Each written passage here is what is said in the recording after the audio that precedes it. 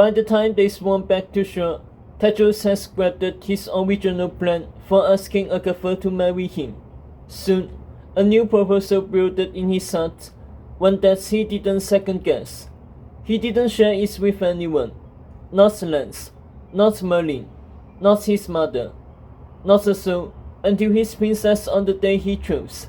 Since that day, neither he nor Agatha had spoken of it to each other or anyone else. What had happened was too secret, too private to live outside their own hearts.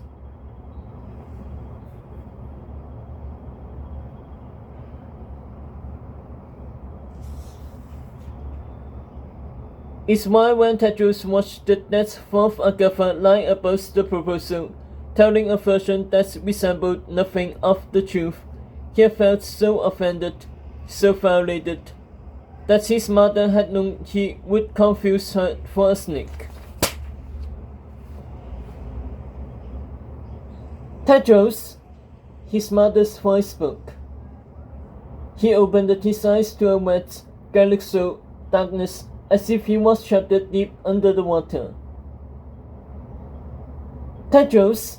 The voice spoke again. Not his mother. Someone else.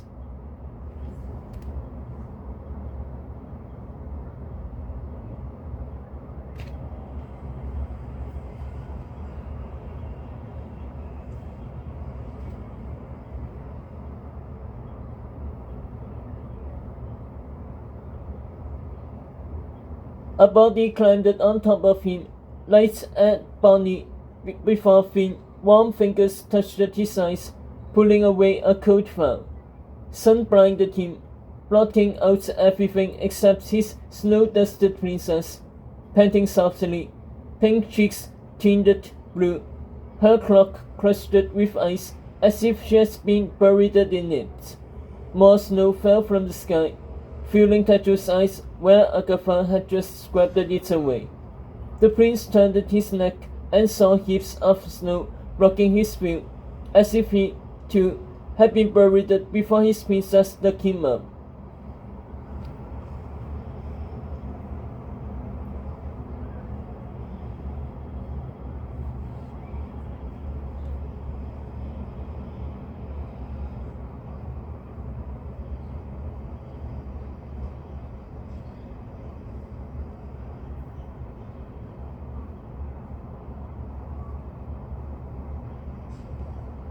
A short while ago, they'd been in the hot fog of the desert.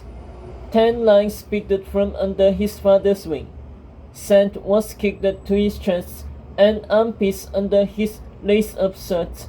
No defense against this cold. One thing was for sure, they weren't in Shasamba anymore. He looked at Agatha. What is this place? Her throat bobbed, her big brown eyes lifting beyond the prince, as if Tedros was asking the wrong question. Tedros walked to his knees, craning over the mounds of snow. He fell backwards in surprise. Everywhere he looked at, swords. The same sword. Excalibur trapped the blade first in snow, again and again. The lion carved his jutting out of the white landscape, every 6 or 7 feet, thousands and thousands of them, as far as the eye could see. Tedros stumbled to his feet, lurching for the nearest one. He grabbed it. The sword crumbled to black dust. He tried another one, another, all withered. Suddenly, Tedros understood. That's vision in the night sky. Arthur's prophecy of Excalibur hidden for him or the snake to find. It was here. The third test had begun. Where is it? Said Tedros, yanking more and more swords, his shirt and breeches spattering with dirt. Where's the real one?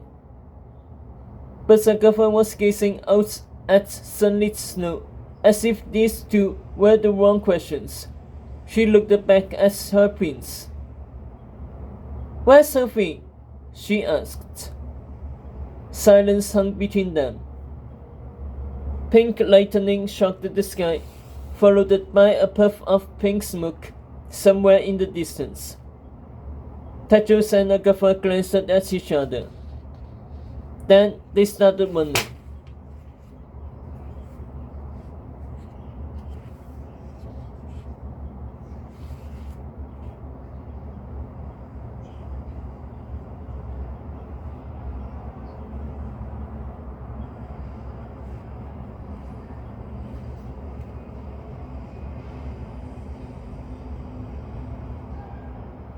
Neither said a word as they sprinted across snow, Tedros sweeping his hand across his and turning them to dust. He knew in his heart that the final test couldn't be won by luck, but still, he touched as many as he could, watching swords vanish as he tried to keep up with his princess, who was heading straight for where they'd seen the pink smoke.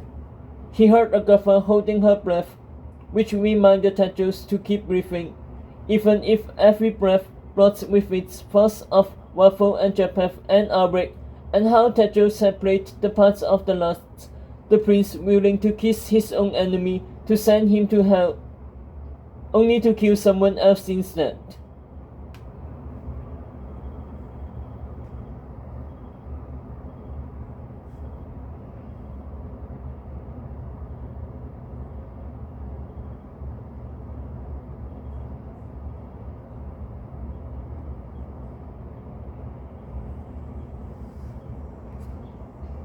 My mother. I killed my mother. He buried his guilt and anguish, holding on to the peace in Guinevere's face as she let him go. Lance is waiting for me.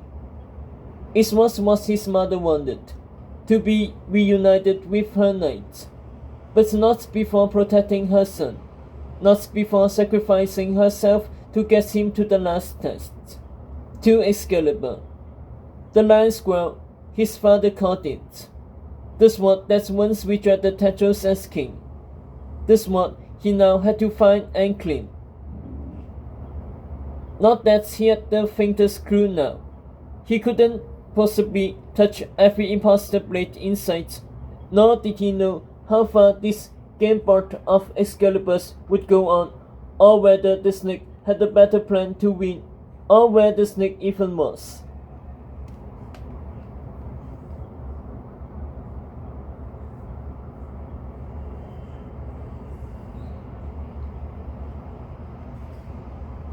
Or where I am, Tedros reminded himself, still frosted by the terrain. The frost flings, maybe, but the snow was too soft, the land too rugged.